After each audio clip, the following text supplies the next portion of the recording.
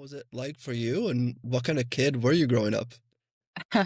Um, so I actually didn't get into racing until I was 15. So growing up, I really enjoyed karting. I did a lot of different things actually. I was very musical.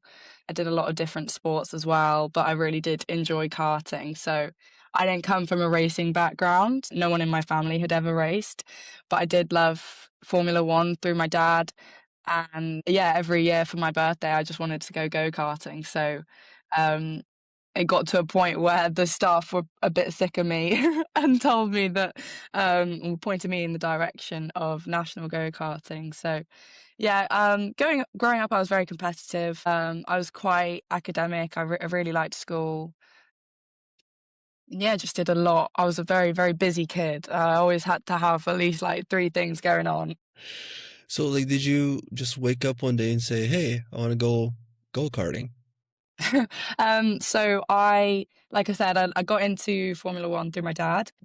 Every year for our holiday, we would go to South France, and there was a go-kart track there. So from a young age, every family holiday, my dad would take us go-karting around that track, which was what got me into karting. And it sort of became like a family tradition. And then when I got a bit older, like maybe like 8 or 9, I kept just asking to go to our local public track, which was in Gloucester. So it was quite a trek. It was like an hour or so away, but that was the one thing that I'd asked for my birthday. So yeah, that's what got me into karting. And then when I was about 13, I was there for my birthday again, and the staff told us about national go karting. So which we had no clue about. So it actually turned out there was a go-kart track about 10 minutes from our house that hosted national race weekends. So which was like, I don't know how we missed that. Don't know how we'd never seen that before. But so went to go and watch when I was 13. Loved it obviously, and I was begging my dad to let me start. Then they said that it would probably be best if we waited until that season had ended and start the next season. So that's what we did. So, but then when I was 14, we went into lockdown, so couldn't actually start that year. So when I was 15, came out of lockdown, and the first thing I did was get a go kart, and yeah, that's how I got into it. And then I guess my next question then would be like, what moment was it that you were like, okay, I'm go karting, love it. What's the next step? How do we get up from here? And what do we do next? What was that moment like? So because I joined so late, it was quite it was always like in the back of my mind that I was a very late starter. So I started when I was 15. I was competing against kids who'd started like a decade before me, which was insane given I was only 15.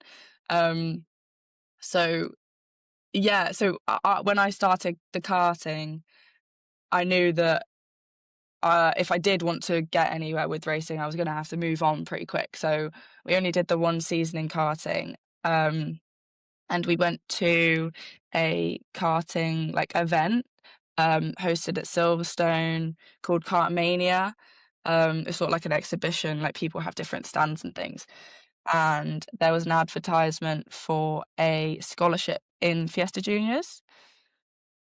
I was only 15 at the time, so obviously our first reaction was like, "You're 15, you can't drive cars."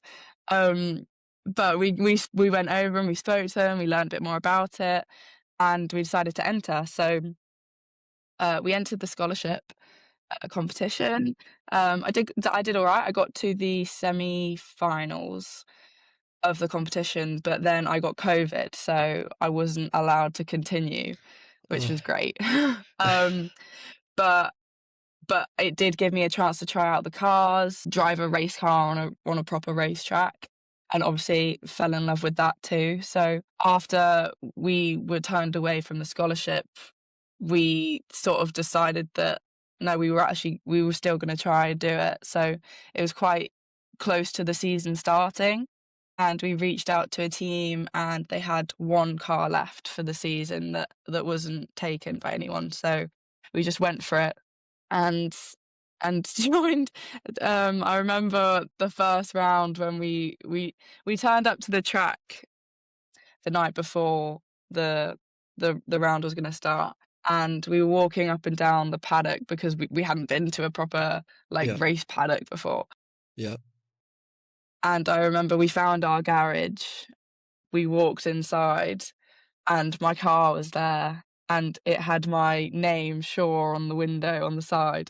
And I was only 16 then, and I just remember, like, it all hit us in that moment. It was completely, like, silent, no one was around, it was, like, middle of the night, and me and my dad were just stood in this garage with my race car, the first time seeing it, and it was very surreal. I was so excited, but I was so nervous, and I remember we kind of looked at each other like, "Oh my God, we're doing this." Like, there's no going back now, and we turned around to the corner of the garage, and in the corner was this senior Fiesta that they were also racing that round, but it had rolled, and Oof. the whole front, like, top of the car was just crushed. So there was this moment of like, "Oh my God, we're doing this." Then we turned around and it's just this flattened car. And my dad was just like, "Oh my God, what are we doing? Like, what have we done?" Um, but no, so started, then I think I went from 16th to 9th in that first race. So, um, yeah, I just fell in love with Fiestas. It was such a good time. But yeah, so that's how I got into it. Very Yeah. long-winded way of explaining.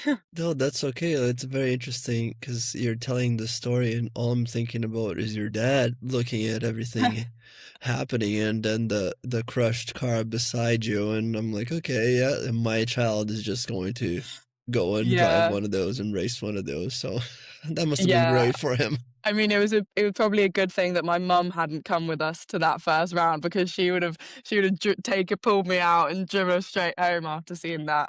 Yeah, you would not have driven the next day. No, absolutely not.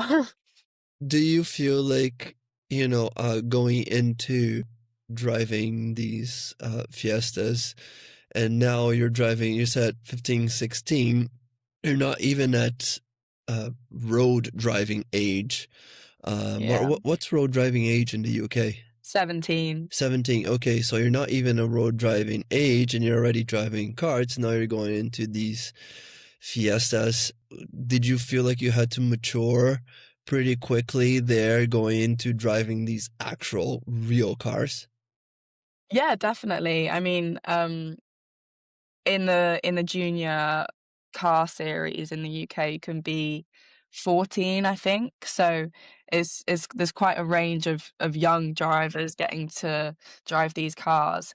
And obviously it's a huge responsibility at a young age, being responsible for a race car going very fast. Like, those Fiestas could get up to 100 mile an hour, and often did around certain tracks. So being responsible for your own safety at that level of danger and competition was quite a big responsibility at a young age.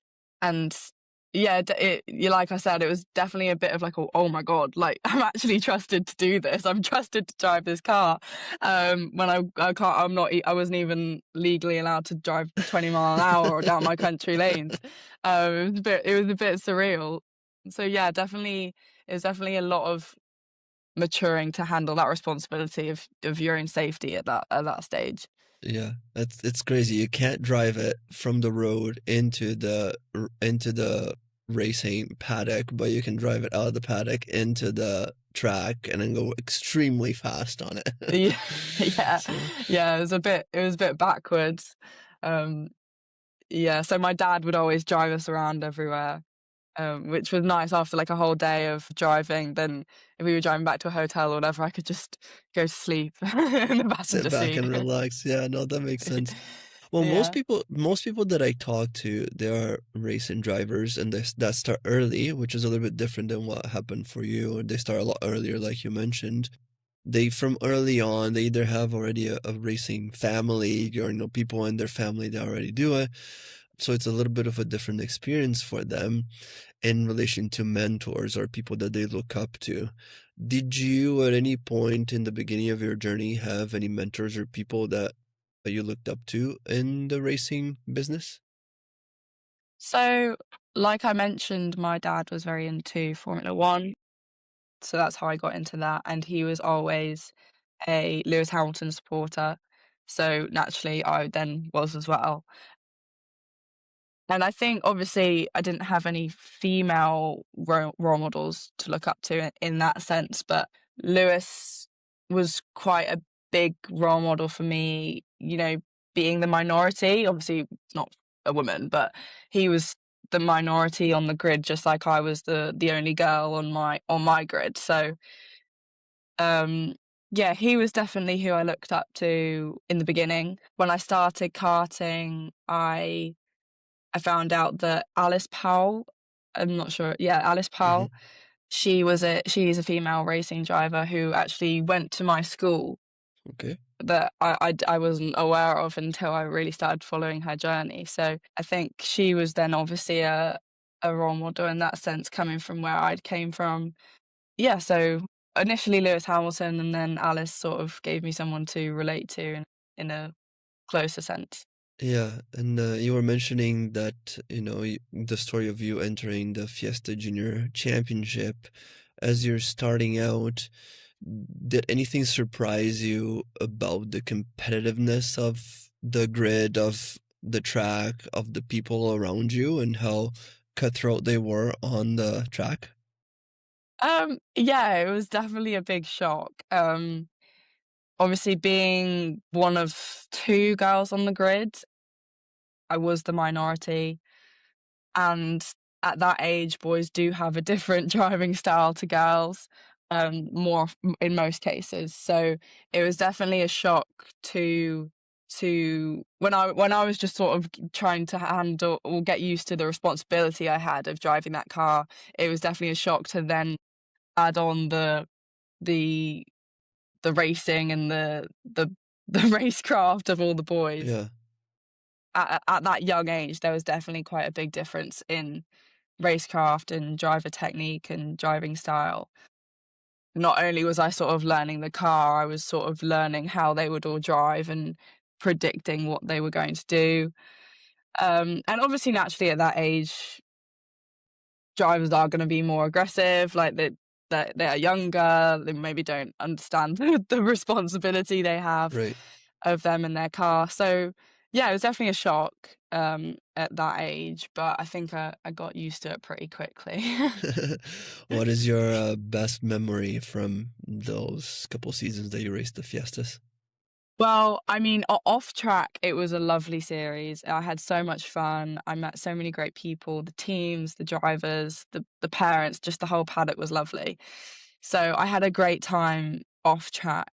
Um, on track, I I remember it was my last round ever with Fiestas because I was 17. I was then too old to continue into the next year. So 2 seasons with the same team and the same paddock and everything. It was my last race going into Brands Hatch, and I remember I that was the race that I got my first podium.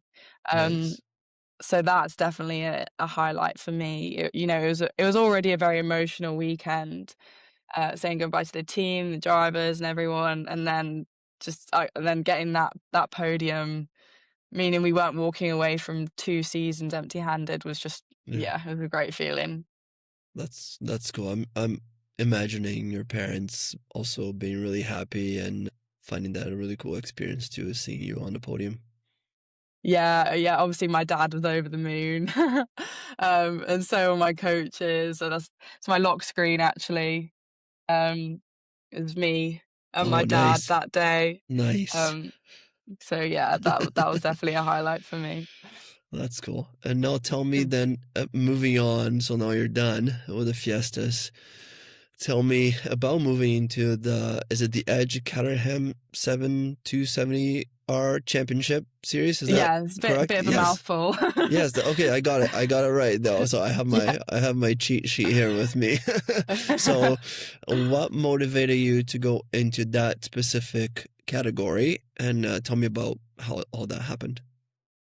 So after Fiestas, obviously, like I mentioned, we didn't really know what we were doing.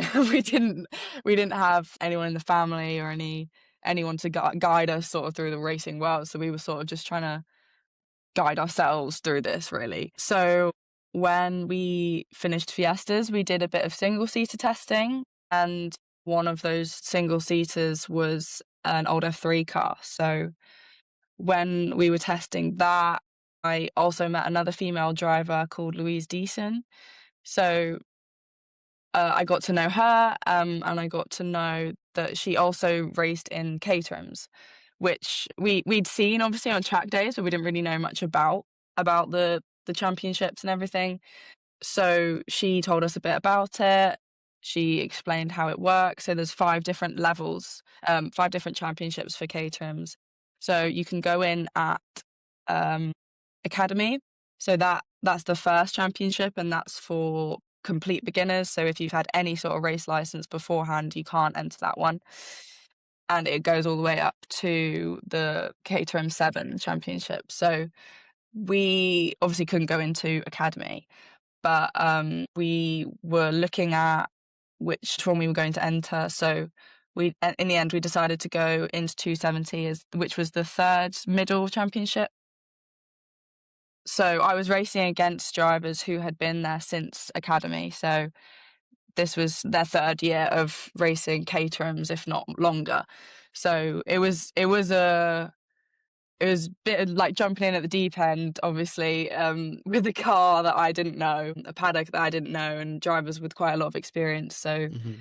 but we went for it and worked out all right. Yeah, yeah. Well, I'm sure those were very different from the Fiestas as well, right? Yeah, very different. Obviously, it's an open Yeah. cockpit. It's rear wheel drive. You're very low to the ground. Yeah, it was definitely a big difference. Obviously, learning to race in a front wheel is completely the opposite of racing in a rear wheel. So that definitely took a long time to get used to. But I did sort of start practicing that when I was testing and experimenting with single seaters. So um, yeah, yeah, that took a while to get used to. Yeah, tell me, like practically, tell me, because I only drive regular cars on regular roads. Tell me the difference between the front wheel drive and the back wheel drive. Yeah, so people don't actually not many people realize the difference in the dynamics of the car and how big a difference it makes. So in the front wheel, um, in the front wheel in the Fiesta, sort of when you brake and say you sort of the back end swings round or Right, whatever, you start to slide, you in a front wheel, if you put the throttle down, then the front wheels can kind of pull the car straight again, um, to right, stop you sliding. So if you go in too quick or you start losing grip or whatever in a front wheel, you can actually just put the throttle down and then correct it. right. In a rear wheel, it's a lot less forgiving.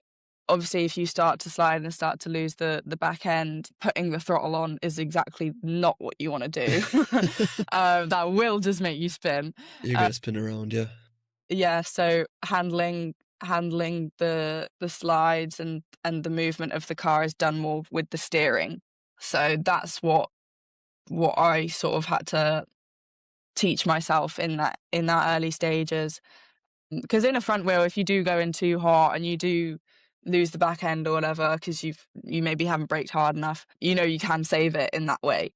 In a rear wheel, sorry, if you it's a lot harder. You can't just put your foot down and correct it. So it was a bit more scary, but a bit more fun. So that was the main difference. Amazing. And now in 2026, you're doing it again. You're back with the same in the same category. Yes, so we are staying for another year. Like I Nice. mentioned, obviously that I was racing against drivers who had done like a minimum 3 years in Caterham. So jumping in the middle, I did have less experience than the other drivers, obviously. So yeah, the first season was just about getting that experience, getting that track time up, and learning the car, learning the team, um, and learning the championship. So this year, I think it didn't make sense to move on since we were just sort of getting settled in 270R. So this year, the goal is more, we've learnt the car, we've learnt the championship, we know how it all works, and yeah, we'll just be really focusing on results this year.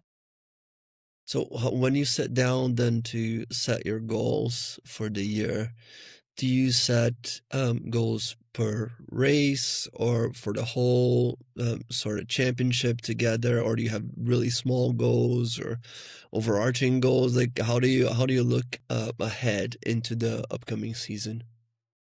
Yeah, I think I often have goals of every size and everything that I do. I think mentally I'm always setting targets for myself, obviously being quite competitive. So yeah, we'll have general goals for the season. So obviously getting a podium would be the goal for this season, couple podiums, race wins, etc. And then yeah, we will have more specific round goals. So um, they're obviously set when we get to them. But I think it's definitely hard not to fall into the trap of comparing yourself to these goals too much. Obviously, I love racing, and it's what I love to do. It's my passion, and I think it's really important to obviously have these goals and structure your progress and your planning, but not depend on them for your happiness of the sport, because it is what I love doing and I do just enjoy it. So yeah, we definitely do have goals, but I try not to fall into the comparison trap.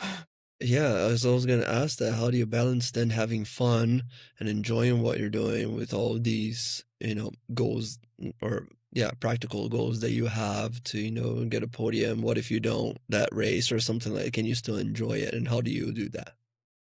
Yeah, yeah, exactly. So it's hard. It's obviously hard as an athlete, not depending or relying on results to determine how you feel.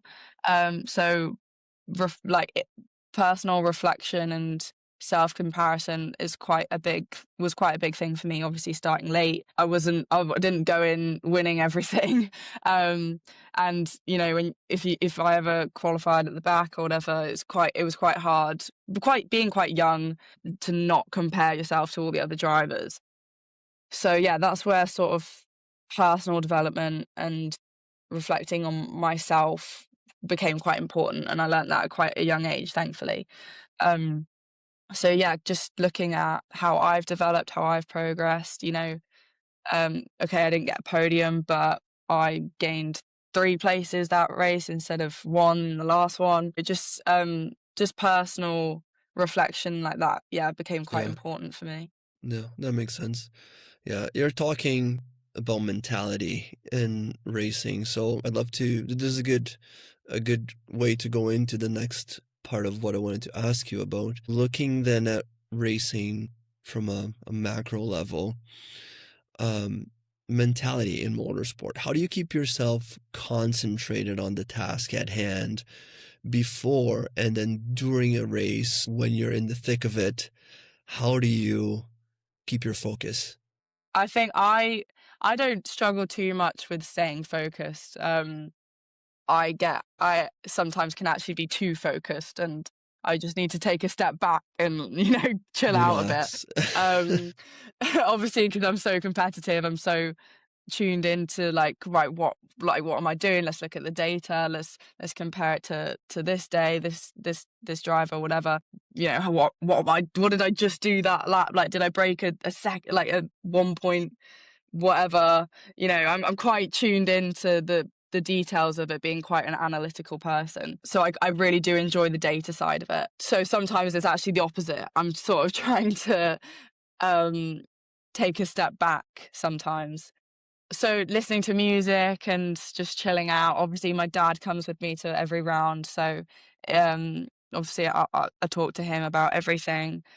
Um, and yeah, it's quite funny. Obviously, in juniors, I'd be the first one in the office, first one looking over data, and I'd be the last one to leave as well. So for me, it's actually the opposite of just trying to chill out sometimes. So don't focus too much on it and actually enjoy and relax Yeah. and have fun. Yeah, Yeah. and like I said, I do love racing. Like it's what makes me happiest. So, just taking a chill pill sometimes and just enjoying it is what I'm trying to do. Yeah. Do you ever get nervous before racing or Oh during yeah, the race? definitely. Yeah, yeah.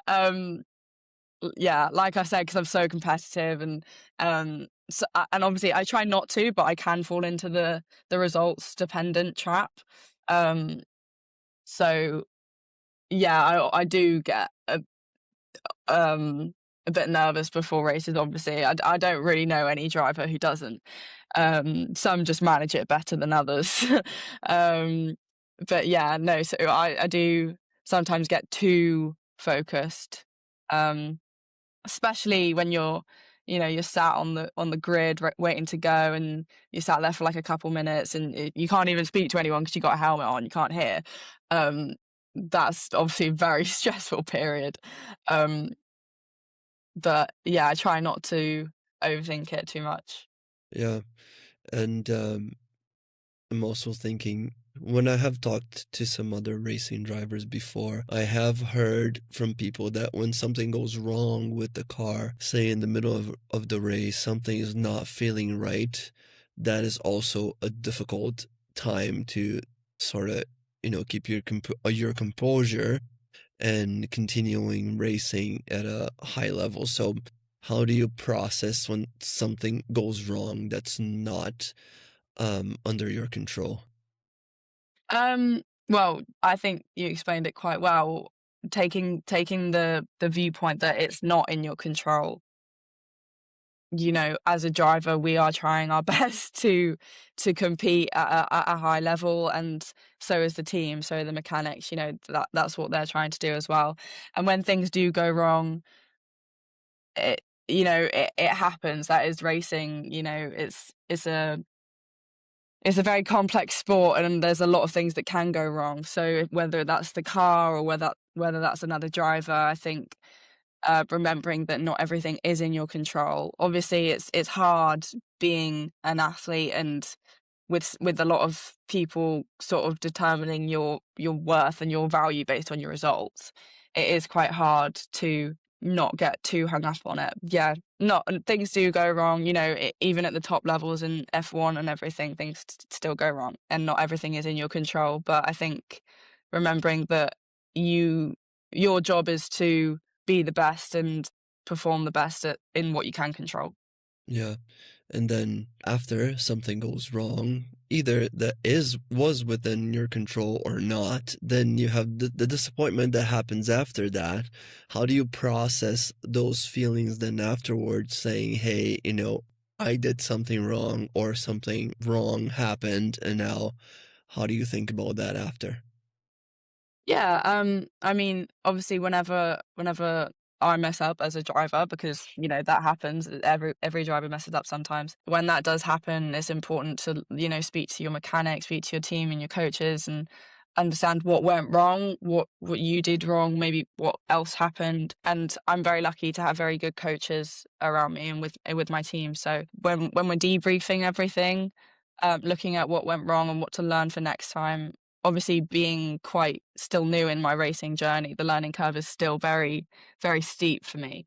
And I appreciate that. So I'm learning a lot still to this day. I'm learning so much every race day.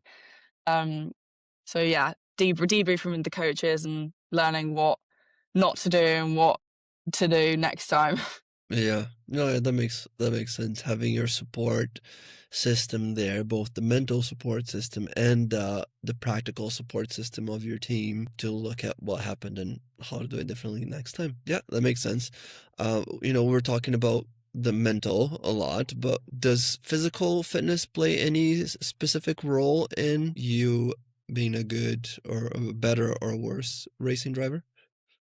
Yeah, it really does. And I think people can often overlook that and not see, not see racing as a physical sport, but it very much is. Obviously, there's quite a lot of endurance needed. Races can be very long, and you're doing a lot in a day. On a test day for us, we have 2 test days per round, and each test day can have up to 2 hours of driving on track. So, and then added on to then the quali day and 3 more races. So, is a lot of endurance needed over a race weekend, which is important, but also in terms of strength, coping with the G's that you pull in the car is very important, obviously.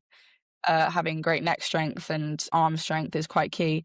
And it's quite hard to train for racing, which I quickly learned when I started this journey, because it's quite niche muscle groups that you're using, and quite niche and like really specific movements that you're doing. So I definitely do get a couple funny looks in the gym when I'm doing like this weird workout on neck exercises that people have never seen before. But yeah, no, it does take a lot of training and hard work. Yeah, that's funny. Yeah, you're in the gym just strengthening your neck and people are looking at you funny. Yeah. Yeah. Yeah, I can Yeah. imagine that. Um, Yeah. yeah, okay. Well, I'd love to shift our conversation slightly into more of the business aspect of racing. But before I do that, did I read correctly that you're currently studying economics at the University of Liverpool? Yes, I am. I'm currently sat in our library right now. Nice. Okay, so tell me that story. How did you decide to, go to a university to study economics? And yeah, how all that happened? Yeah, so I think like I mentioned, I was very academic at school. I was a bit of a nerd. I started the chess team. I was head student. I was very much I gave my all in both school and racing, which was how I was raised. So um obviously I did my GCSEs, and then I stayed and did my A levels, and a lot of the people that or the kids that I was racing against at those junior levels were sort of putting their all into racing, which I was equally doing, but they didn't necessarily like do A levels in school, and I don't know any really that went to university. So for me, obviously, I started quite late, and I wasn't irrational in thinking that I could put all my eggs in one basket and go all into racing, but realistically, having only done it for like 2 3 years at that point, I did appreciate that I might not have been able to go professional. I might not have been able to make a career out of it. So the smart thing for us was to yes keep it in school, keep pursuing a career in that sense. So in school, I was very analytical. I really enjoyed problem solving, obviously being a massive chess nerd. So that sort of tied in quite nicely to economics. Economics really interested me in school, and I had amazing teachers as well. So yeah, so I've always given my all in both school and racing. So yeah, so I loved economics at school, and yeah, I just wanted to keep doing it. So I came to the University of Liverpool, which is great. Nice, amazing. And obviously there must be a lot of overlap there for you, like you were saying, with your analytical side, looking at the data and all that kind of stuff. I'm sure the economics and the Yeah, math involved in that probably helps you a lot in racing as well. yeah, definitely. Obviously, doing racing from the age of like 15 got me very familiar with analyzing data and graphs and everything. And then applying that to the car, applying it to the real world, you know. So, and I loved doing it.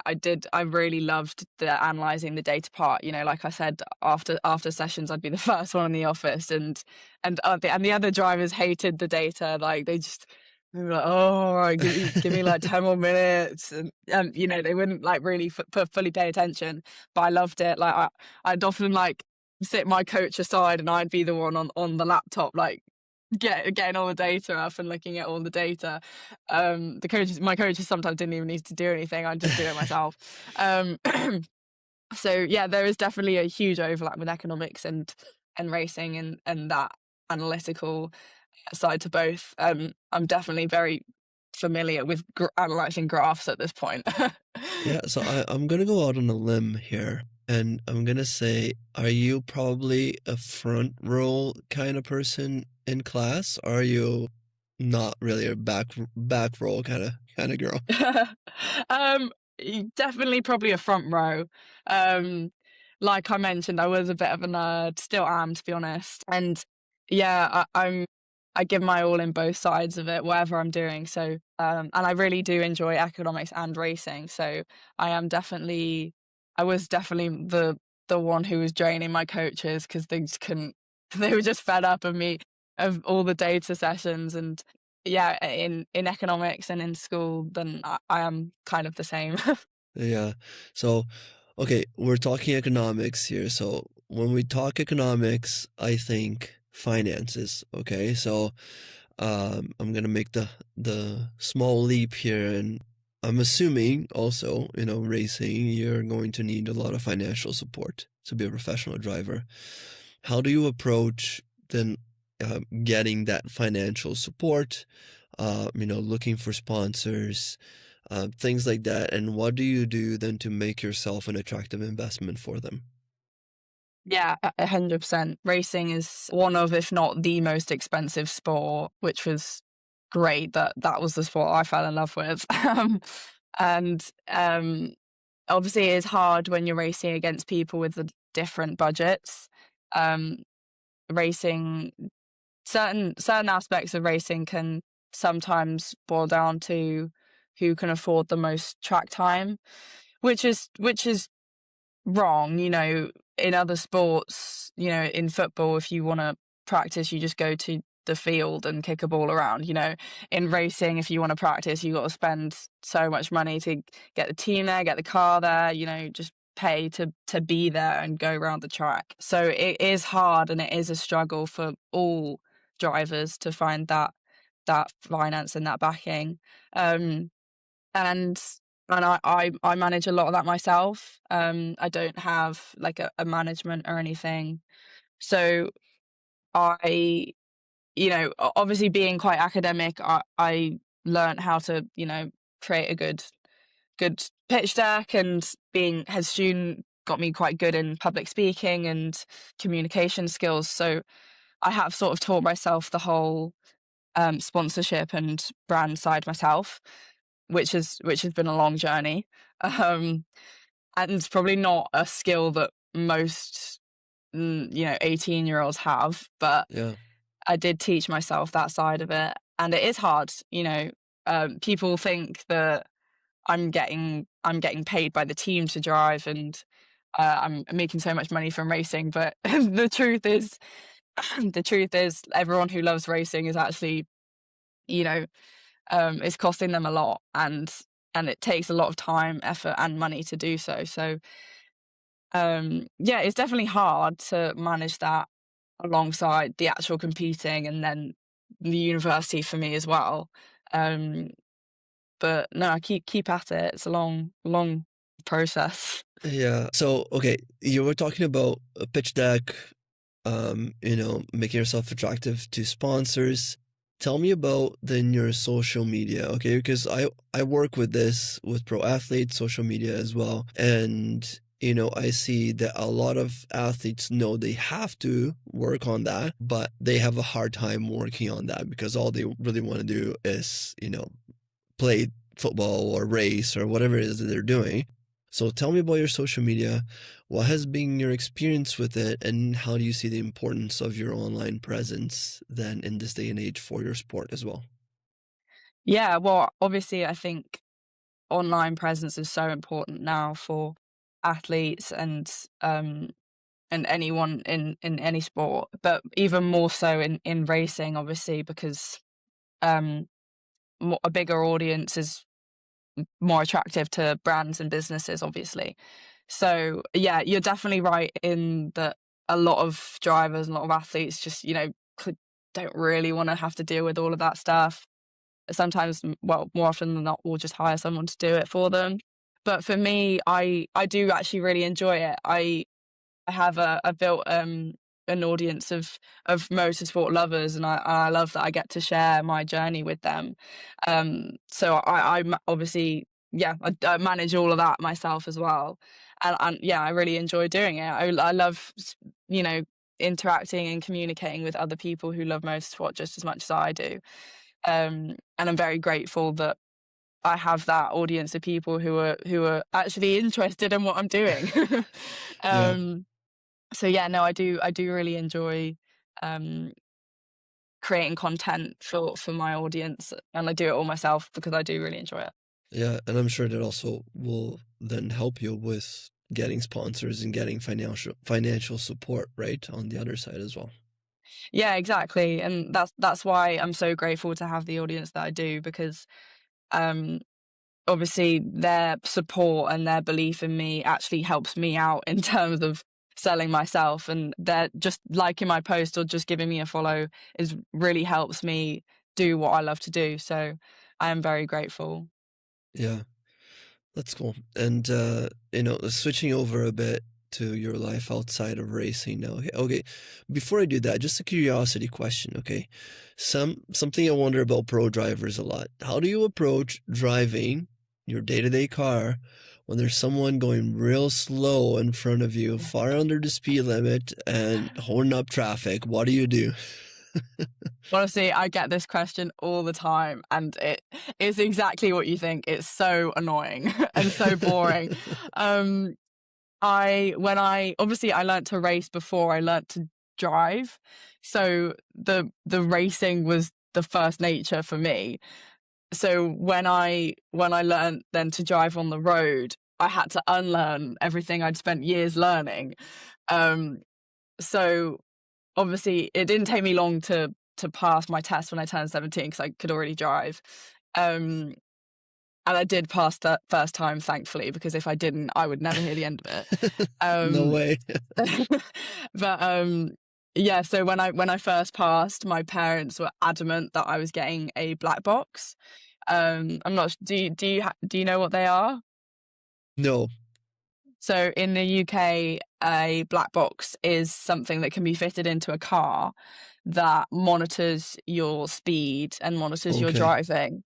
I So see. when I passed, that was like absolute no discussions. Like I was getting a black box. So obviously being one of the first of my year group and my friends to pass, everyone was like, right, Jazz, like let's go, race round, like let's go, because I live in the countryside as well, so it's Mm, just like really long, yeah. bendy, narrow roads. It's like it's Um, asking for you to go fast, right? yeah, it's like I could just go out and be a rally driver for the day, but I'm responsible. So they were obviously they were like, yeah, let's just go for a drive, let's race round. Um, and I had to be like, no, guys, like if you ever want to come for a passenger lap, then fine, but I'm not racing around these roads. A, because I literally couldn't with the black box, but B, because I had some sort of um rational thinking. Um, but no, now that I don't have a black box now, but I do Okay. still drive sensibly. So you've Um, graduated out of the black box. That's good. I have, yeah. I'm going into my fourth year of driving on the roads now, so I think my parents were like, "Okay, we'll let her off." Any tickets? Yeah. No, no, There I'm you go. fully Good fully job. clean, which is probably not the same for other racing drivers, but I have a clean track record. But no, it is definitely annoying, and it's hard to not switch into that. Right, Pass overtake, him. like like that racing mode, especially when you're behind a slow driver, on a country lane. That's too funny. Does the black box just monitor you, or does it also stop you from going past a certain speed? So some just monitor and then I'll give you a score, and that communicates with your insurance. So if you're it'll tell your insurance, and if they see you breaking all the speed limits, they'll they'll they'll increase it. Some do actually just not let you drive any over the speed limit. And obviously, living where I live in a tiny village, and there's so many like 20-mile-an-hour roads. And when I'm like when I was running late for school in the morning, and I had to stay at 20 mile an hour going down this tiny lane, it was just like, oh, It's it's rough. so annoying. Oh yeah, man, I can imagine that. Okay, so okay, other than that, what do you do then outside of racing when you're on days off? What other than studying, what are you doing? Yeah, well, I mean, I don't get many, but when I do have a bit of free time, like I mentioned, when I was back in school, I did a lot of like extracurricular. I always had to be doing something. So I was very musical, so I learnt to play like the drums, the piano, the guitar, all of that. And I still do play the piano sometimes. Um, and then I also did a lot of sport growing up. So I played for netball and hockey clubs outside of my school. So that was the first sports that I actually played. And I still do play a bit of netball for my economics netball team, which is good fun. So yeah, I always need to be doing something, clearly. I can't actually take a day off. But no, I do love playing the piano as well. Let's go. What's your favorite type of music? Oh, honestly, I I'm such a music lover. I love all sorts of music, and I know everyone says it, but I genuinely do actually love every type of music. Maybe rock music is like a bit far for me, but everything else I love. So, um, I really love like house music and R&B, and I go to a lot of music events as well. I'm a huge music lover. Yeah, I mean, I was going to guess rock and roll was your go-to because you know Liverpool and all of that. So anyway, okay. But cool, you like all kinds of music. That's okay. Yeah. Yeah. So now looking into this year, you know, you've talked a little bit about what you're doing. So, and a little bit about your goals, but do you have any goals, bigger goals or big goals for further in the future within racing as well?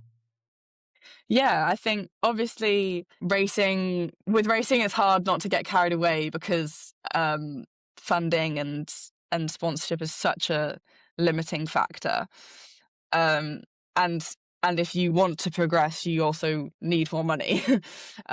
Budgets can just increase exponentially when you start expanding into different types of motorsports. So I think obviously I would love to race for the rest of my life, and make a career out of it would be the end goal. And if not, just making enough, bringing in enough sponsorship just so that I can do it on the side.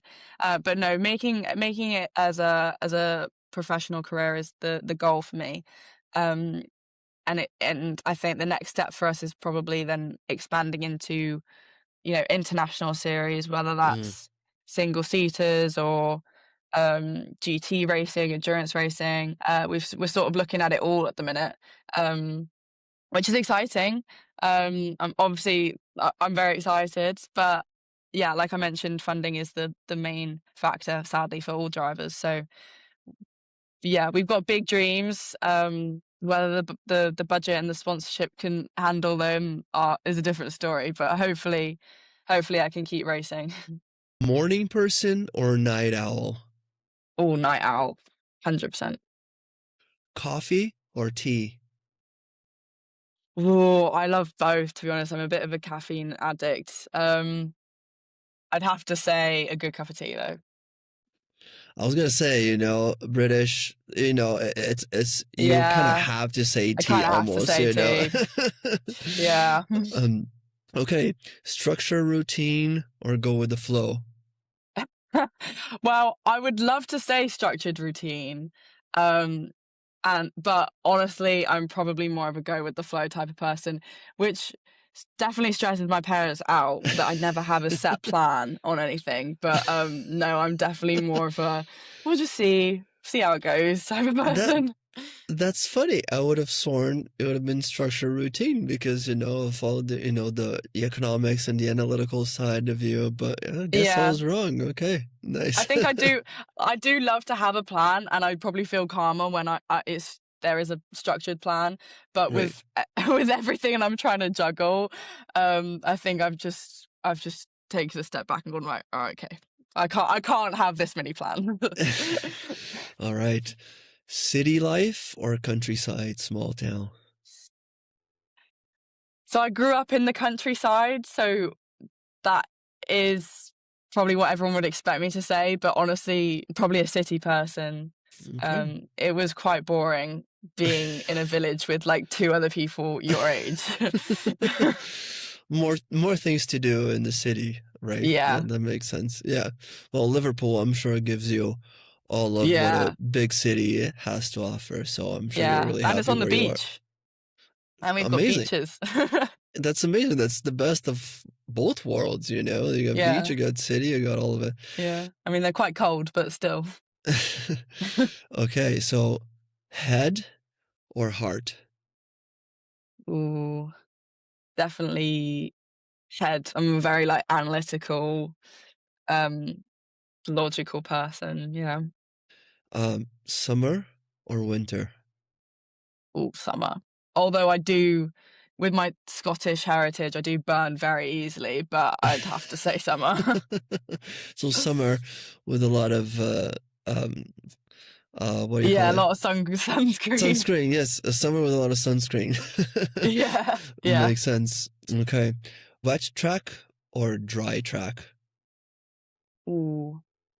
Um, I'd probably say dry. Um, because like I said, I'm very like logical. Like this is how I know how to drive in the dry. When it's wet, everything kind of goes up in the air. Um, although it is fun, and I am probably a bit quicker in the wet. Dry is more familiar. Racing then in the daylight or at nighttime? Oh, that's a good question. I've only ever raced in the daytime, but I'd probably Okay. say night. I think doing a night race looks really cool. Yeah, I could imagine, like all the lights and the Yeah, people it and the just looks so excitement. cool. Looks Like sick. feel really cool too. Okay. Yeah. Sweet snacks or salty snacks? Ooh. Um, salty, I think. Savory Okay, person. savory, yeah.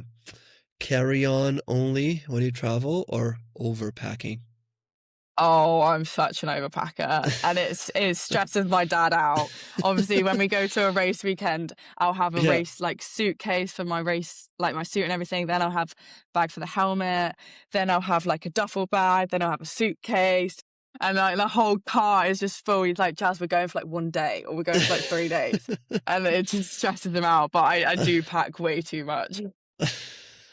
Yeah, I can imagine being your dad, looking at all the stuff you have to bring, and he's like, Yeah. we're going there, you're coming right back. So Yeah, yeah, the team know I'm there when there's, like, 5 bags in the truck in the corner. makes sense. Okay, last one. Aggressive start or patient opening laps? Ooh, I'd probably say aggressive start. I mean, that's more fun. That's racing, that's more fun. Nice. You got to get there quicker, faster. Yeah, I just wanna be racing, I just can't wait. So, yeah, it'll definitely be fun to watch if anyone wants to give me a follow. Awesome. Yeah. Well, Wants to give me a follow. awesome. Yeah. Well, I'll make sure to tune into those, and we'll see you all next time on Under the Spotlight.